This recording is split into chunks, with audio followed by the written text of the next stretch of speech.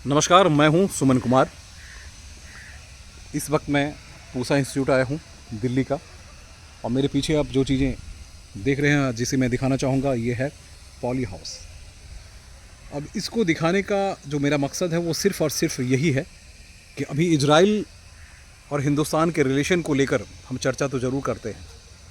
अब poly house में Israel का क्या रिलेशन, क्या संबंध है, ऐसा क्या हुआ, तो उसकी बात मैं कर दूँ। एग्रीकल्चर जो हमारी ज़मीन है, वजूद है, जिस पे हम डिपेंड करते हैं, लगभग 70% पॉपुलेशन रोज़गार से लेकर तमाम सारी चीज़ों के लिए हम उसी पे डिपेंड करते हैं। तो इसलिए मैं इजराइल की चर्चा कर रहा था कि इजराइल ने एक कॉन्सेप्ट दिया था हिंदुस्तान को आज से लगभग 96 की बात हो रही है, 96 से 98, 1999, 98, 96, 97, 98 में ये पूरा कॉन्सेप्ट आप जो देख रहे हैं मेरे पीछे, ये पॉली हाउस, उसके बाद ड्रिप इरिगेशन, आज से 35 साल पहले ये पूरे कॉन्सेप्ट ही उसने दी थी। सिंचाई उर्वरक नियंत्रण प्रणाली, आपको याद होगा कि हम लोग जो खेती करते हैं उन्हें यूरिया डालने के लिए हाथ से डालना पड़ता है।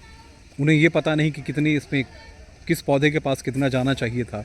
तो ये आज से 30 साल 35 साल पहले उन्होंने कॉन्सेप्ट दिया था, ड्रिप इरिगेशन का कॉन्सेप्ट दिया था, पॉली हाउस का कॉन्सेप्ट दिया था। क्योंकि जिस तरह से हमारे देश में जो हमारी जनसंख्या है उसमें हर साल हर मौसम में अगर आपको खेती करनी है तो उन्होंने ये पॉली हाउस कॉन्सेप्ट दिया था।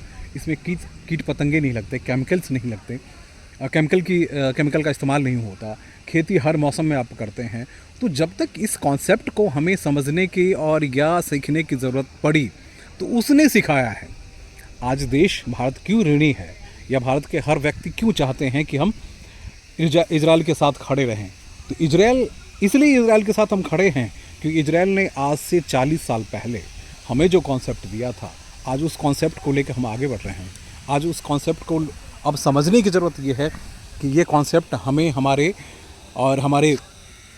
क्योंकि हम जो जिस तरह से खेती करते हैं ना, वो खेती सिर्फ और सिर्फ पेट भरने लायक है। लेकिन सिर्फ पेट भरना ही तो काफ़ी नहीं है ना, पेट भरने के साथ साथ हमें कमाई का भी एक जरिया बढ़नी चाहिए।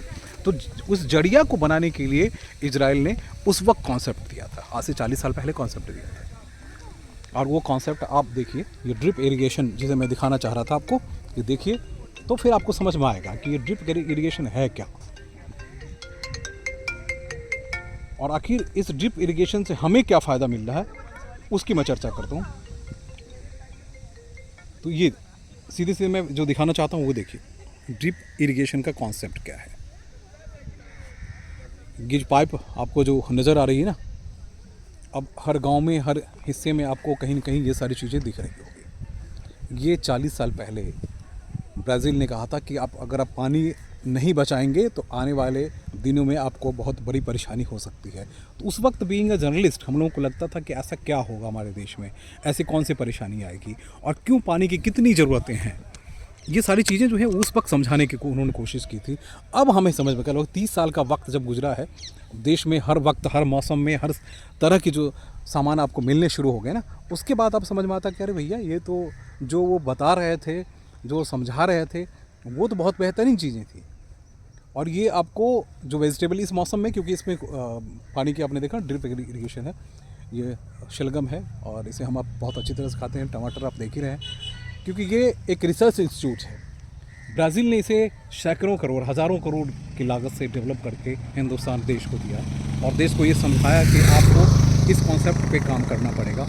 फ्लोरिकल्चर के लिए बात करते हैं। फ्लोरिकल्चर आजकल कमाई का सबसे बड़ा जरिया बन सकता है, लेकिन उस कल्चर को डेवलप करने के लिए जो कॉन्सेप्ट है, उस कॉन्सेप्ट को ब्राज़ील ने दिया, और ब्राज़ील ने ये समझाया कि अब आपको अपने किसानों को सिर्फ खाने के लिए नहीं, कमाने के लिए भी काम करने पड़ेंगे। अगर उस कमाई से अगर आगे बढ़ना है तभी आप खेती कीजिए, अदरवाइज़ खेती करते करते, क्योंकि आप जानते हैं कि सबसे ज़्यादा जो नुकसान है हमारे किसानों को ही है।